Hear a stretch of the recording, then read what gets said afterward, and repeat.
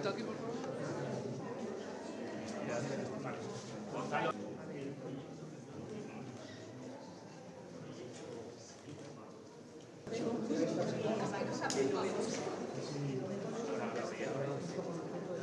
Sí, para abajo.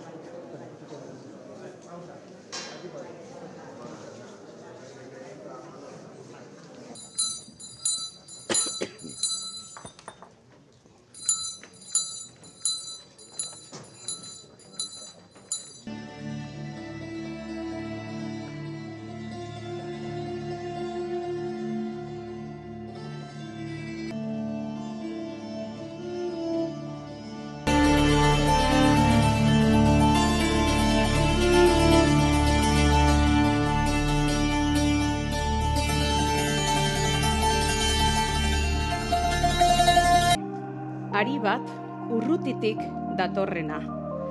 Es el legado de quienes nos han traído hasta aquí.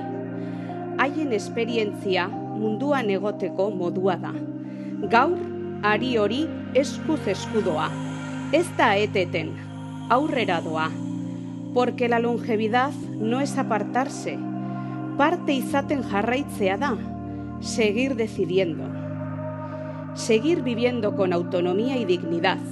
Dantzan bezala, elkarrekin aurrera egiten dugu. Pertsona bakoitzak balioa duenean. Cuando cada gesto suma, este hilo que pasa de mano en mano va tomando forma. Elkar gurutzatzen da, eusten da. Guztion artean eraikitzen da. Como nuestra sociedad, una red que reconoce, que incluye y que avanza de manera compartida. Horrela sortzen da adinekoen euskal estrategia. Herrialde mailako konpromisoa para construir entre todas y todos una Euskadi donde vivir más sea también vivir mejor.